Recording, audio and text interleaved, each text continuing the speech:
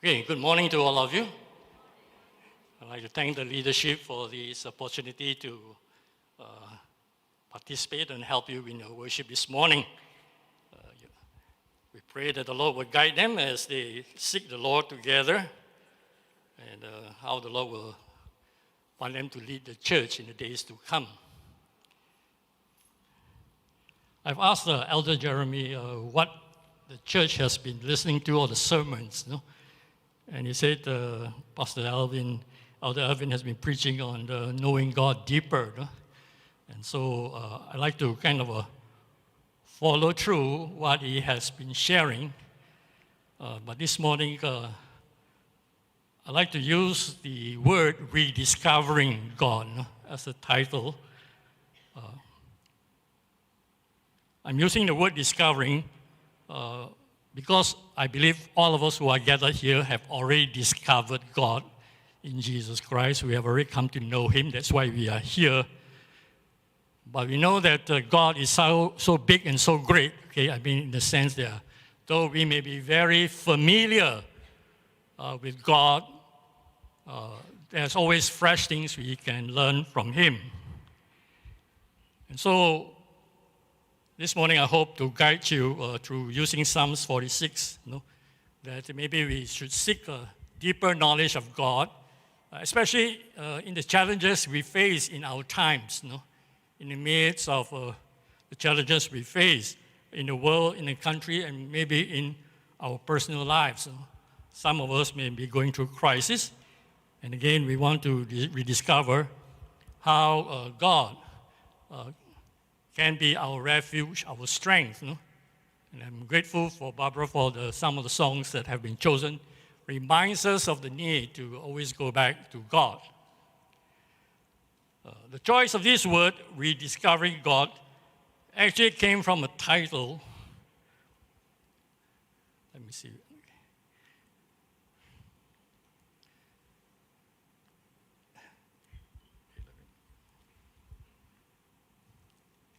Okay, from a book published in 2017 in celebration of the Reformation, launched by Martin Luther. So today, October 30th, the last Sunday of October, is often called Reformation Sunday. It's Reformation Sunday because on October 31st,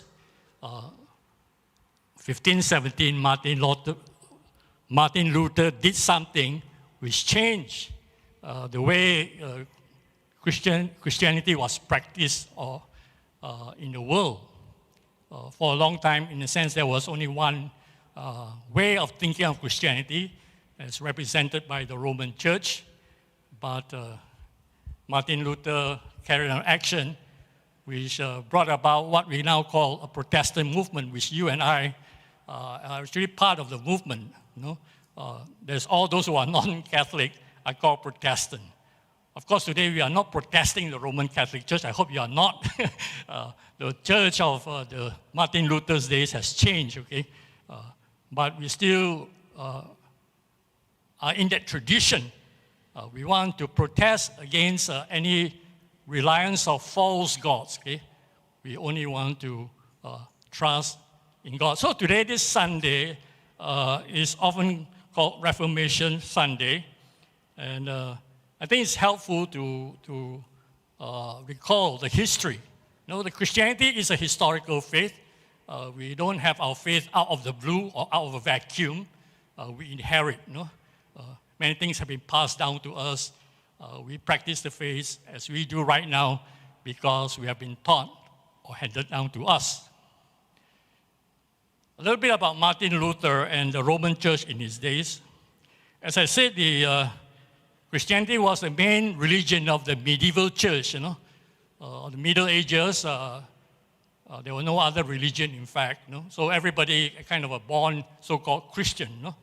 And so, and the Roman Church, of course, was the most powerful organization of that day.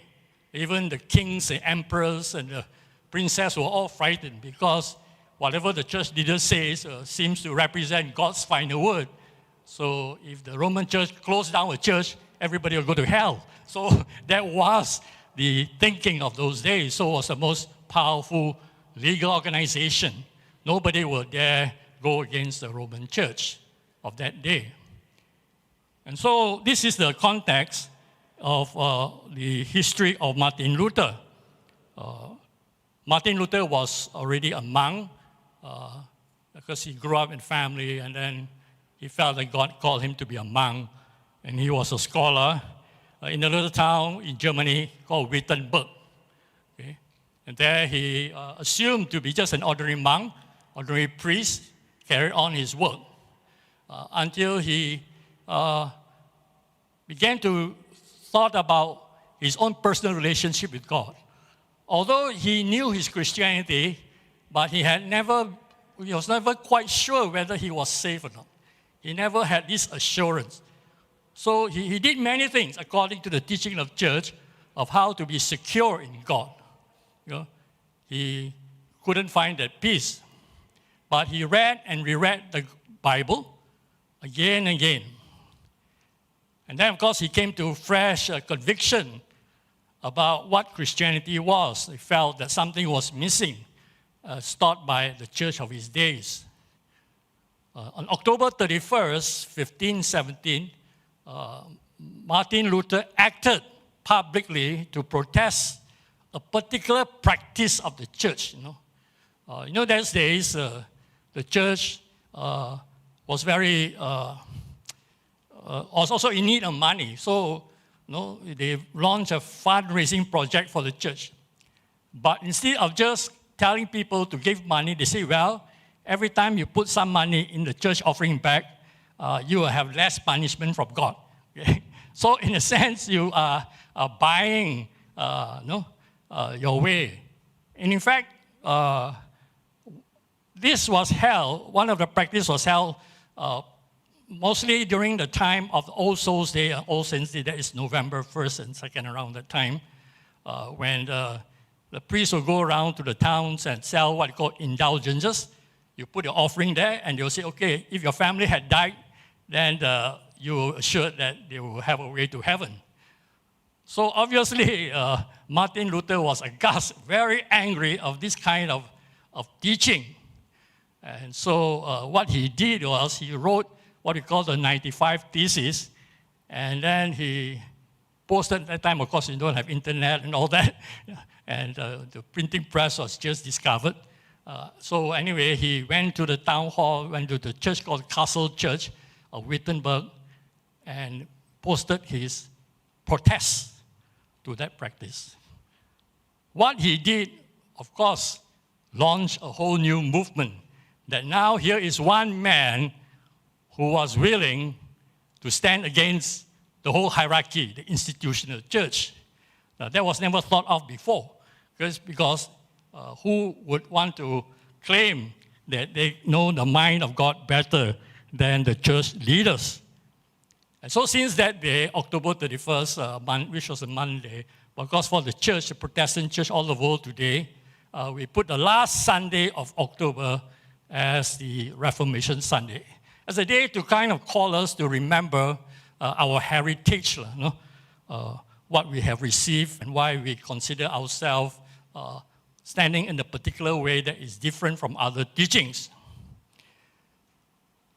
So because of his conviction concerning the gospel, Martin Luther was kind of well known for this doctrine of justification by faith. Okay, for those who are familiar, he thought that, okay, we are justified or we are saved completely by grace through faith. That is his well-known position that we now inherit. But Martin Luther, when he took the stand and trusted in God's salvation by grace, it didn't mean that he was spared from trouble. In fact, his trouble was just beginning, because, the whole church was against him. At that time, the Roman Empire, the Christian Empire, with the kings and all that, were persecuting him.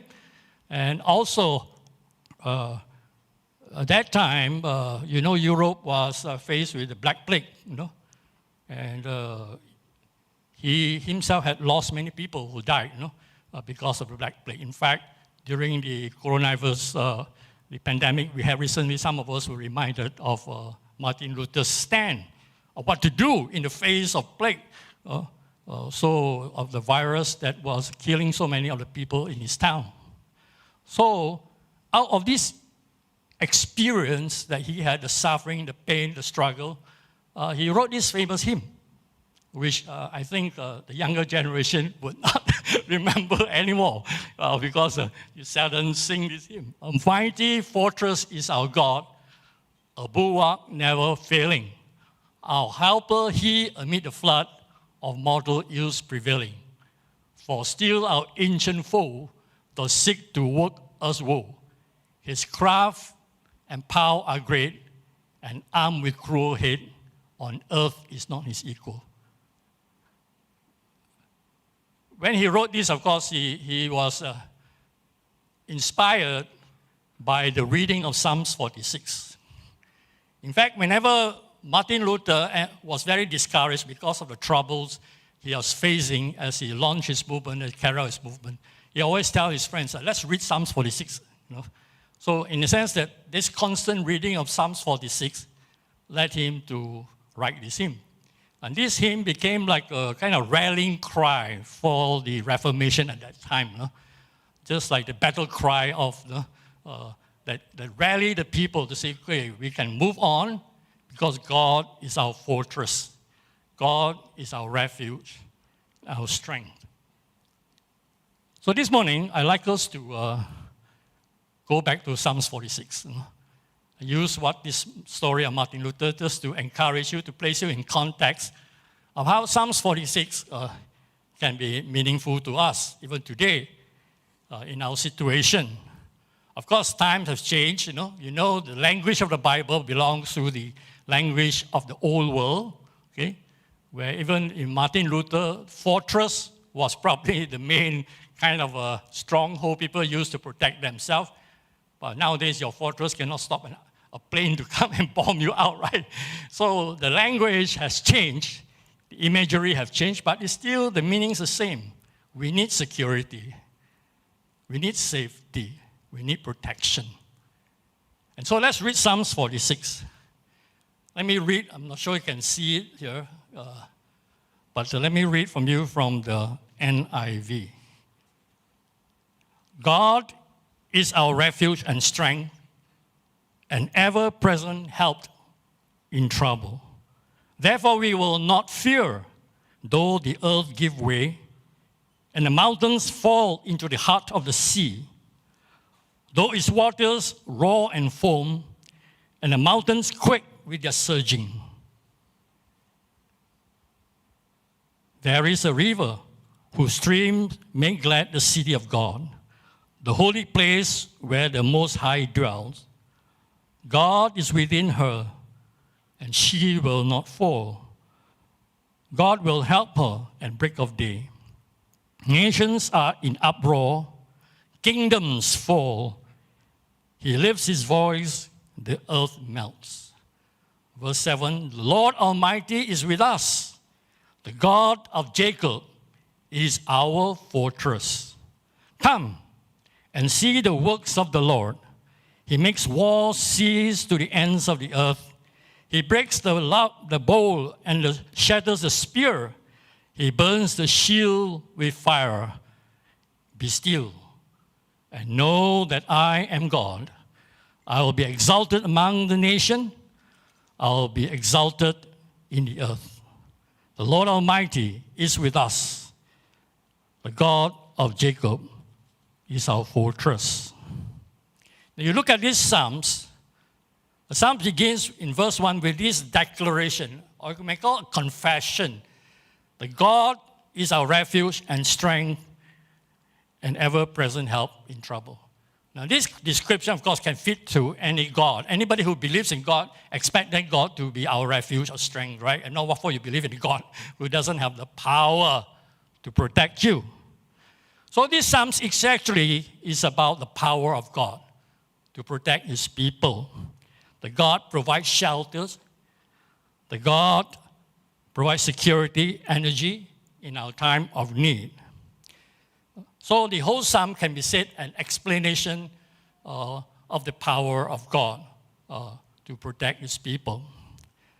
But if you look at the Psalms, you notice that there are two rival powers on earth, two powers that threaten us more. And so this is our issue. We believe in God is our refuge and strength, but we experience challenges living on earth.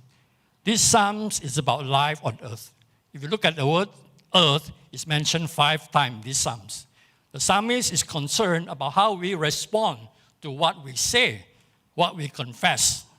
So there are two powers that we feel are very threatening, even as we live on earth. One is the power of nature. So he talks about, we'll look at the first part of Psalms, about nature as a power that threatens our life. The other power I call politics, which you and I are in the midst of it in Malaysia and in the world.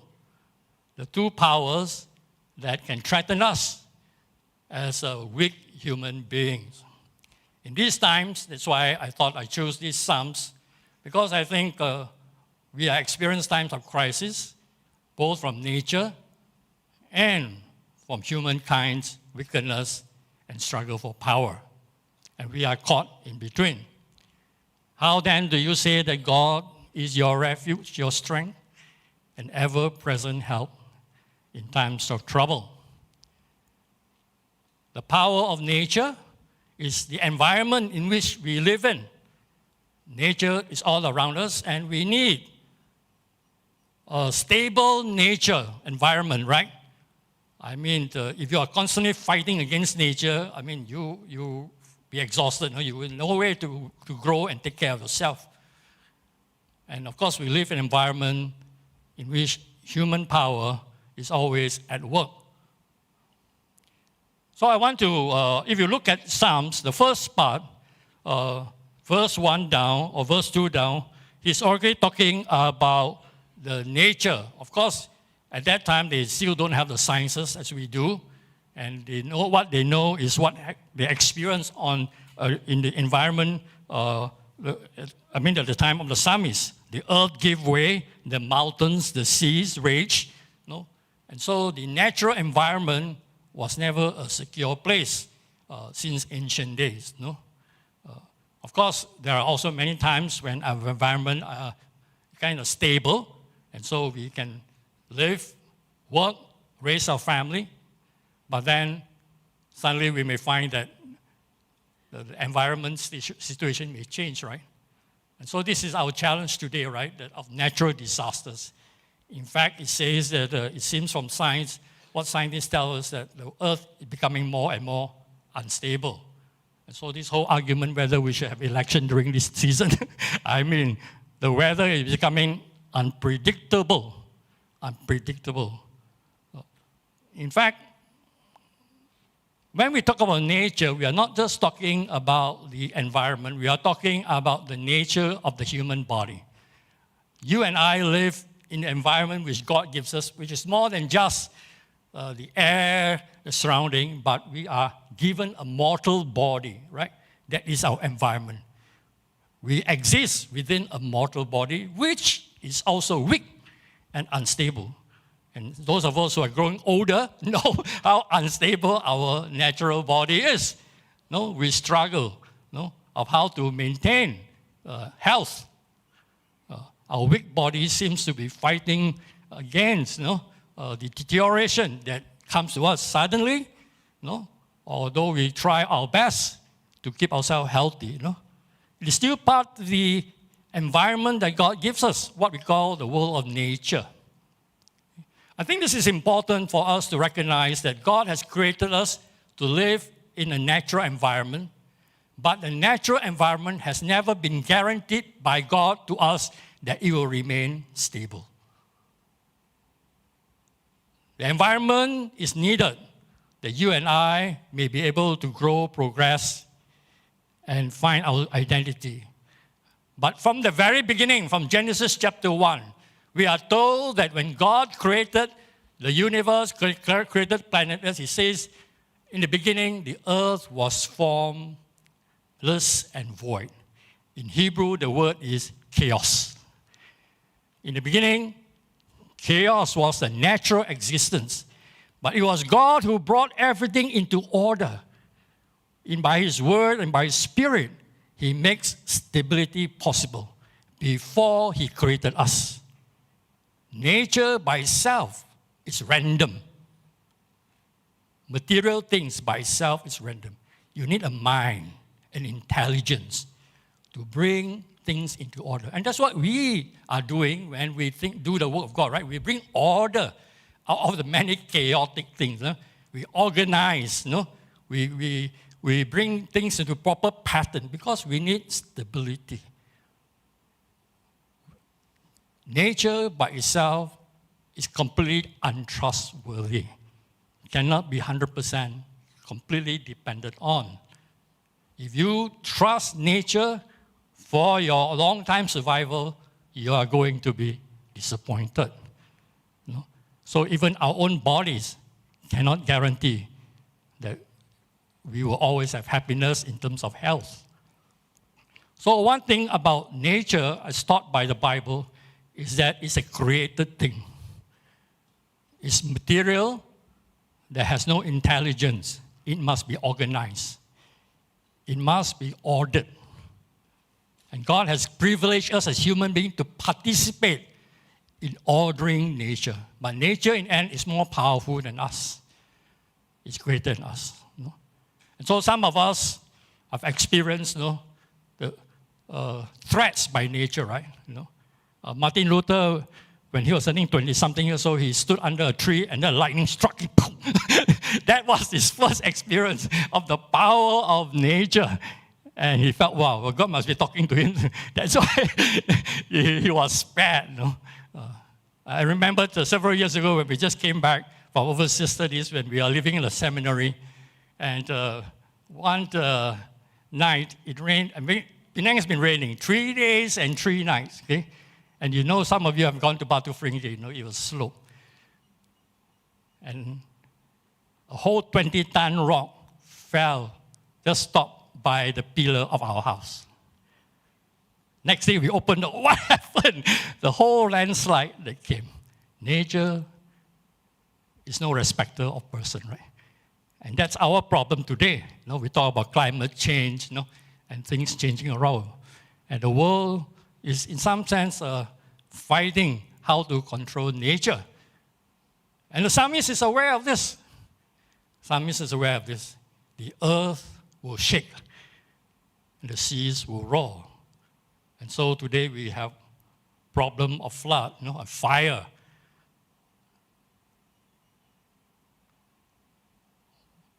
How do you live in this kind of environment? God, in His plan, actually asks us to trust in Him, something that is more powerful. So, the second power that threatened us, according to the Psalms, is, of course, human wickedness. And you look at the second part, he talks about wars, weapons, spears, shields. And that was the experience of the people of olden days, and even in Luther's time. Of course, the weapons of today are more threatening than the days of the past, right? Last time, when you kill a person, you have to get close, you take a knife and kill him. But now you just stand from far, press the button, then thousands of people are killed. Weapons today are more threatening. And I call it, the things that threaten us is actually politics. Because why do people have weapons? It's because they want to exert power and strength to take control. And why is politics? Politics, in a sense, is the management of power, right? Don't say that politics is only in the government, okay? We have politics in the office.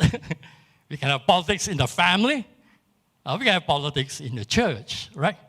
As long as they are human beings, there is this desire to be in control. We find ways to exercise power, authority. And we may not use weapons, tools like guns and knives, but we may use words and kind of a cunning strategy. These are what we face too with. And often we all suffer because of the way people use politics in the environment. And so today we know in our country we are facing increasing instability. Of course, those of us who follow the world news, the UK also had 3 prime ministers within 7 weeks. That also is politics, you know. So there are a lot of upheaval and lives are affected. Maybe the price of your chicken has risen because of politics. or this is because people want to have control. So we are at risk because of how certain people want to take control of other people's life, you know. And this has been since the olden days, right? Yeah. And since Adam and Eve, when they want to kind of get rid of God and be in charge, you know, of themselves in the world. And so Psalm 46 tells us about the threat you and I live on earth. And it's a fact, you know, it's a fact. Although many times, many things go on in a very nice way and comfortable way, and we just take for granted that everything will be okay until a crisis hits us. Then we say, wow, you know, all that I believe in has come to ruin because we have put our faith in the wrong kind of power, either in nature, in human being, or in our own self. We are never created to trust all these things. We are created to trust only God, who has a plan for us. And so Martin Luther, in his own spiritual journey, felt that what was missing is that somehow the teachings that he was taught have kind of a substituted God for certain other things. No? And so in his rediscovery of God is to discover God as revealed in Jesus Christ. That God loves him so much that he sent his Son to save him. That God is not against us, although we may be suffering, but God is for us. God is for us. And so you see these Psalms actually repeat many times that God is with us, among us, for us. It's not against us. So what is the way forward as we face with all these challenges, the powers that we find? And so in these Psalms, there's only one place where God speaks. In all the other verses, actually, is a kind of a declaration in a third person. God is mentioned in third person. But when we come to verse 10, we hear God's voice. He says, "Be still and know that I'm God. I'll be exalted among the nations. I'll be exalted on earth." Now, what does God mean by this passage, this verse? God is not saying, don't do anything, just lie down and sleep. He's not asking us to be passive, right? He's not saying, don't do anything. No. He is actually in the context of these Psalms. He says, stop fighting, stop struggling. Cease your own human-made strategy. Stop. And that's what we need to do. We need to stop. Because when you are fighting and struggling, your mind is occupied by many things and not God, right? Because you are fighting, you have to think of your enemy all the time, how to fight your many enemies. And you're thinking about yourself. When you are fighting to save yourself, you only think about yourself. But God is saying, stop. Cease this struggle and start thinking about me. Stop. Cease fighting and know that I'm God. Of course, when you want to know about God, you have to come to a certain place, a position. And look at verse 8. It says, "Come and see the works of God." Okay, this is an invitation for us, come and see. When you want to see, you have to stand in the right place, right? You can stand anywhere, but you may not see, in the sense that you have to stand in the right place. And so the Christian gospel with Martin Luther discovered was that you stand in Jesus Christ.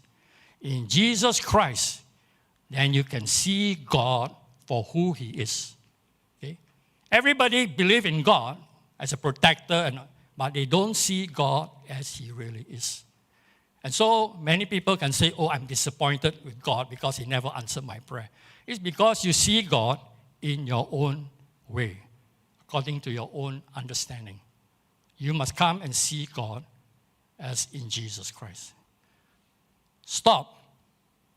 Stand where I've assigned you to stand, and then you will see. And so in verse 8, it says, come and see. That means first you see what God has been doing in history. It's in a past tense. And so the way we come and remind ourselves how to trust God is to recall, to hear the history or the testimony of God's working. Okay? So it's really a very surprising thing when you hear testimony of how God suddenly helped people, right? Although it seems that God is not there. Okay? The history will help you. And that's why, in sense, one of the reasons for studying the Bible is to understand the pattern of God's working. See how God has been working. And see how God has actually worked in Jesus Christ. It seems to be, God was defeated when Jesus hung on the cross. Why did He allow Jesus to be persecuted, suffered, and death to reign? But that was the victory of God. But it only requires you to stand in a certain place to see that. And that's what Martin Luther did. He rediscovered the gospel.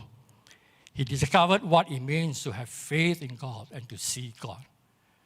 And so Martin Luther, out of this personal relationship with God, which we call the rediscovering of God, although he knew about God, and he was already a teacher of the Bible, but he came to see God in a very fresh way. And my friends, this is my challenge for you this morning, is that when you are in crisis, though you may be a Christian many years, but I think the temptation is for us is to fight for our survival, which is God-given right. All of us are given the instinct to protect ourselves, to fight so that we will not lose that good instinct that God gives to all creatures. But we know that there are greater powers, right?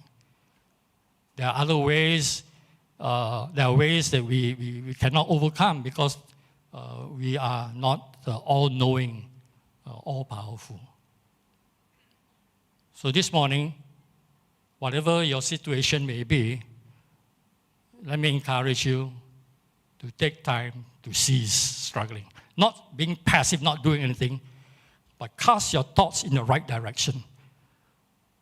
Look to the God who has revealed Himself in Jesus, who is with us. And so the psalmist celebrated the presence of God in verse 3 by saying that there is His presence of God, where He is enthroned, where His place, where He cannot be shaken. Though everything will fall, He remains. He remains. And this is the dwelling place of God that through Jesus Christ we can have God with us, God for us, God in us. John Piper, the great evangelist, says that actually the good news for all of us is G-O-D. The good news for all of us is to know G-O-D. It's not all the formulas and all that, but to know this God and how He has revealed Himself to us. My friends, this morning we remind ourselves that God is our refuge and strength and ever-present help in trouble. Not in the way that you want Him to help, but He is an ever-present help in trouble. And so Martin Luther in his third stanza says, and though this world with devils filled, should threaten to undo us, we will not fear, for God hath willed His truth to triumph through us. Though the devil power may be manifested in nature and human wickedness, we will not fear. But God has willed, He will triumph in and through us. Shall we pray?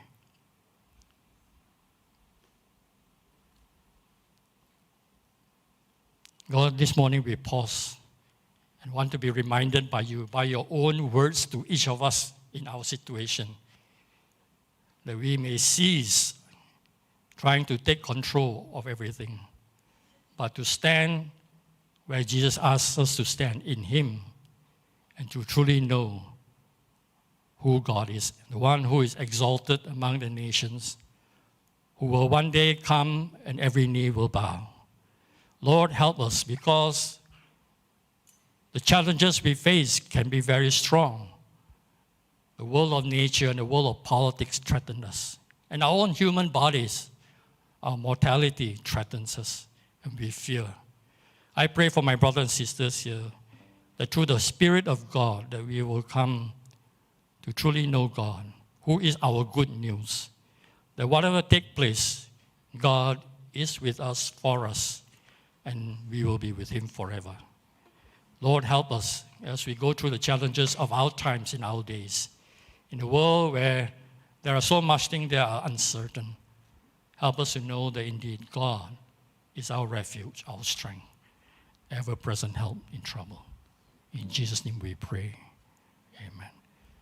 Let's sing the closing hymn, Be Thou My Vision, to really ask God to help us to have a fresh vision. Shall we stand and sing this?